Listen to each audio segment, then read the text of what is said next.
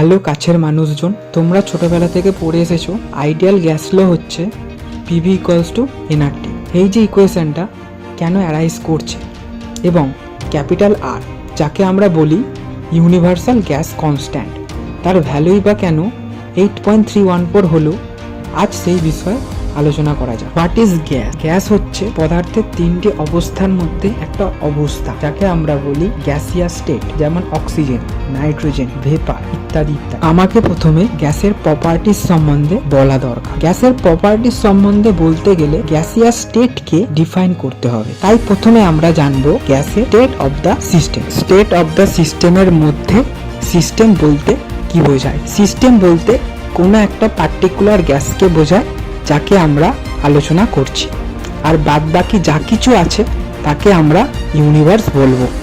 এবার সিস্টেমের কিছু প্রপার্টিজ রয়েছে, লাইক ভলিউম, প্রেসার, মাস ইত্যাদি ইত্যাদি। এই প্রপার্টিগুলোর ভ্যালু যদি আমরা জানতে পারি তাহলে একটা গ্যাসের স্টেট অফ দ্য সিস্টেমকে ইজিলি ডিটারমাইন করতে পারবো। তাহলে এবার যে প্রশ্নটা মাথা তাড়া দিচ্ছে যে সিস্টেমের প্রচুর প্রপার্টিজ রয়েছে, সবগুলো প্রপার্টিজের ভ্যালু কি জানা জরুরি একটা গ্যাসের স্টেট অফ দ্য সিস্টেমকে ডিফাইন করতে? উত্তরটা হচ্ছে না। আমরা শুধুমাত্র চারটে প্রপার্টিজের সম্বন্ধে জানলেই চলবে। কি সেই চারটে প্রপার্টিজ? সেই চারটে প্রপার্টিজ হচ্ছে মাস, ভলিউম, টেম্পারেচার, প্রেসার। এই চারটের ভ্যালু জানলেই আমরা কোনো একটা গ্যাসের স্টেট অফ দ্য সিস্টেমকে ডিটারমাইন করতে পারবো। এবার এই যে চারটে প্রপার্টিস নিয়ে যে ম্যাথমেটিক্যাল রিলেশনশিপ বের করে নিতে পারি তাকে আমরা equation of state of the system বলবো। এবার equation of state of the সিস্টেমের কেনই বা দরকার পড়লো? কারণ এই যে চারটে প্রপার্টিসের মধ্যে যে কোনো তিনটির ভ্যালু যদি আমরা এক্সপেরিমেন্টালি বের করে নিতে পারি তাহলে equation of state of the সিস্টেমের মাধ্যমে চতুর্থ প্রপার্টিজের ভ্যালু খুব সহজেই বের করা সম্ভব।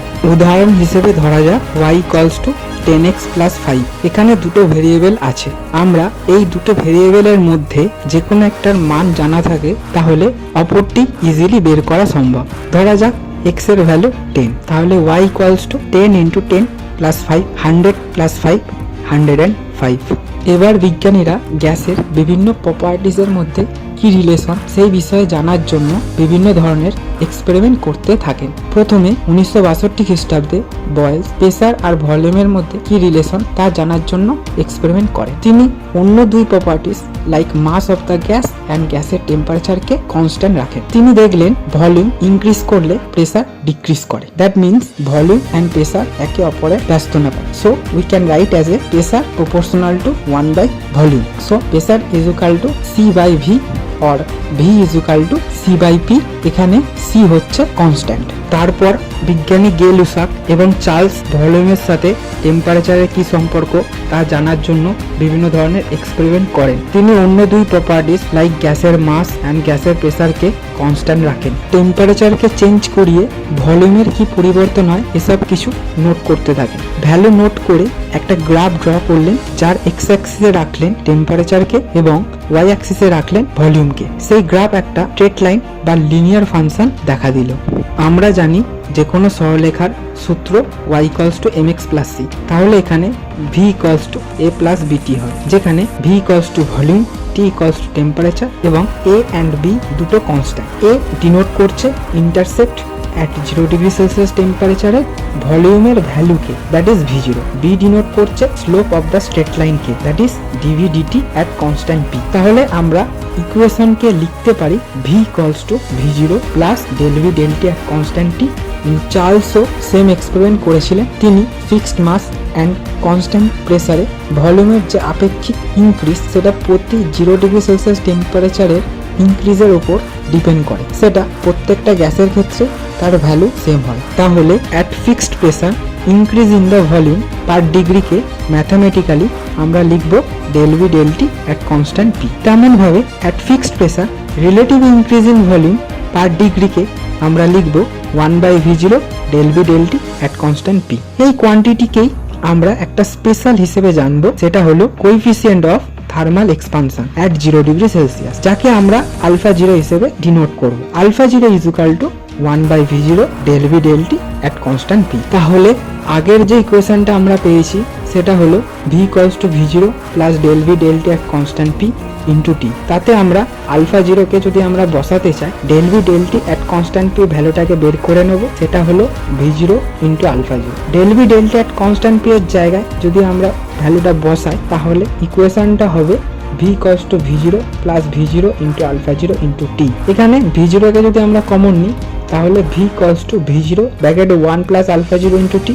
নেক্সট আলফা জিরোকে যদি আমরা কমন নিই তাহলে ইকুয়েশনটা হবে v equals to v0 alpha zero ব্র্যাকেটে 1/আলফা জিরো প্লাস টি।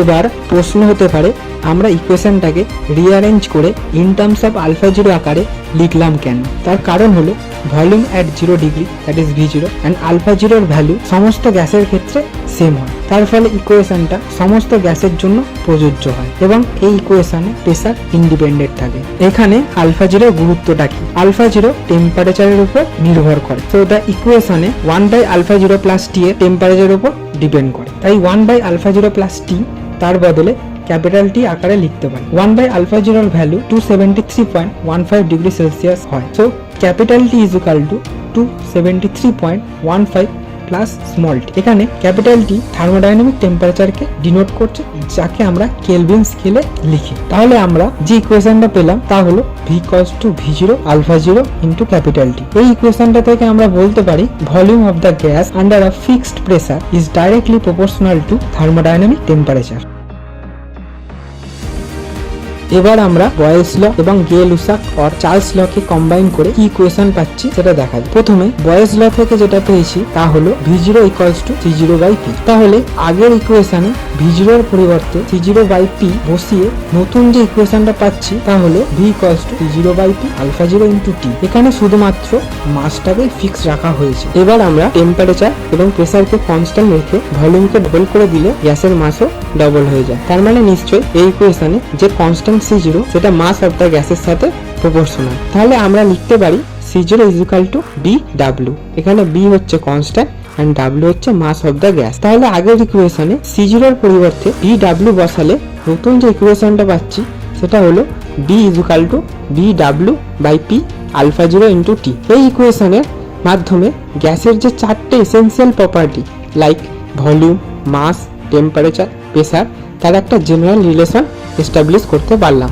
এই ইকুয়েশনের মাধ্যমে গ্যাসের যে চারটে essential properties like volume, mass, temperature, pressure তার একটা জেনারেল রিলেশন এস্টাবলিশ করতে পারলাম। কিন্তু এই ইকুয়েশনের একটা অসুবিধা আছে, সেটা হলো কনস্ট্যান্ট বি তার ভ্যালু প্রত্যেকটা গ্যাসের ক্ষেত্রে আলাদা আলাদা হয়। তাহলে বিভিন্ন গ্যাসের বি ভ্যালুর মান জানতে হলে একটা টেবিলের দরকার পড়বে। এই সমস্যার সমাধান কিভাবে করব? তাহলে বি ভ্যালুকে এক্সপ্রেস করব in terms of characteristic mass of each gas. এরপর আমরা একটা স্ট্যান্ডার্ড কন্ডিশন নেব, মানে টেম্পারেচারকে 0 ডিগ্রি সেলসিয়াস রাখবো, 0 ডিগ্রি সেলসিয়াস টেম্পারেচারে ভলিউম নেবো দ্যাট ইজ v0 আর প্রেসারকে 1 atm প্রেসারে রাখবো দ্যাট ইজ p0। এবার কন্টেনারের মধ্যে থাকে গ্যাসের মাসকে ধরবো ক্যাপিটাল M। তাহলে জেনারেল ইকুয়েশন যেটা দাঁড়াবে v0 equals capital B capital M by p0 ব্র্যাকেটে alpha zero into t0। Mass of the gas in the container সেটা হবে capital M equals to 1 by capital B alpha zero, এদিকে ব্র্যাকেটে p0 v0 by t0। এখানে p0 v0 by t0 ratio একটা fixed numerical value পাই, সেটা সমস্ত গ্যাসের ক্ষেত্রেই সেম হয়, তাকে আমরা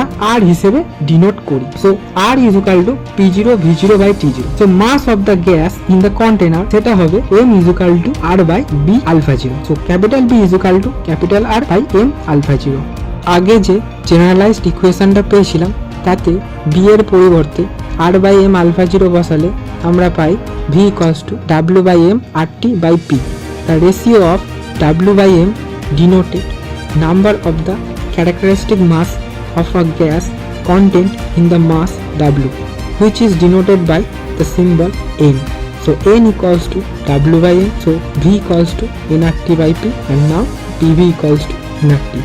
This is the general equation of ideal gas. এরপর আমাদের সাহায্য নিতে হবে অ্যাভোগাড্রোস লয়ে। তিনি বললেন টেম্পারেচার এবং প্রেসারকে সেম রেখে ইকুয়াল ভলিউমের বিভিন্ন গ্যাস যদি কোনো একটা কন্টেনারে নেওয়া হয় তাহলে প্রত্যেকটা কন্টেনারে ইকুয়াল নাম্বার অফ মলিকুল থাকবে। যদি আমরা একটা ব্লু কন্টেনার এবং একটা রেড কন্টেনারে ডিফারেন্ট গ্যাস নিই, তাতে আমরা ইকুয়াল ভলিউম V0 এবং same temperature and pressure that is T0 and P0 কন্ডিশনে রাখি, তাদের ক্যারেক্টারিস্টিক মাস আলাদা হলেও অ্যাকর্ডিং টু অ্যাভোগাড্রোস ল দুটো কন্টেনারে same number of gaseous molecule present থাকবে। যেহেতু আমরা স্ট্যান্ডার্ড কন্ডিশন অ্যাপ্লাই করেছি, তাই নাম্বার অফ মলিকুল সেটা 6.023 10⁻23 সংখ্যক মলিকুলের সমান হবে। সেই সংখ্যক মলিকুলকে আমরা 1 মোল বলবো, তার মাসকে আমরা বলবো মোলার মাস। এবার যদি গ্যাস কন্টেনারের মধ্যে থাকা প্রত্যেকটা গ্যাস মলিকুলের মাসকে স্মল m ধরি, তাহলে ওভারঅল মাস মানে molar mass capital M equals to Na into small m হবে। এবার আসা যাক আর এর ভ্যালু 8.314 হলো কেন।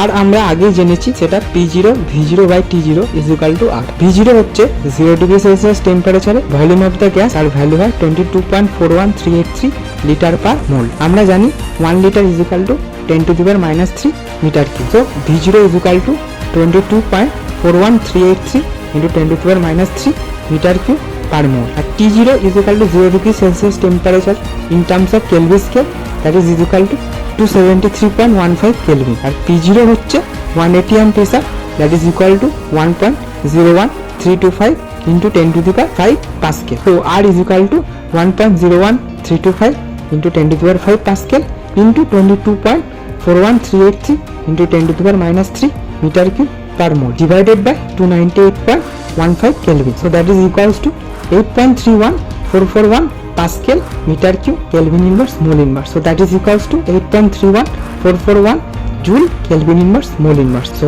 R এর ডাইমেনশন হবে energy Kelvin inverse mole inverse। এইভাবেই R এর ভ্যালু 8.314 আসছে।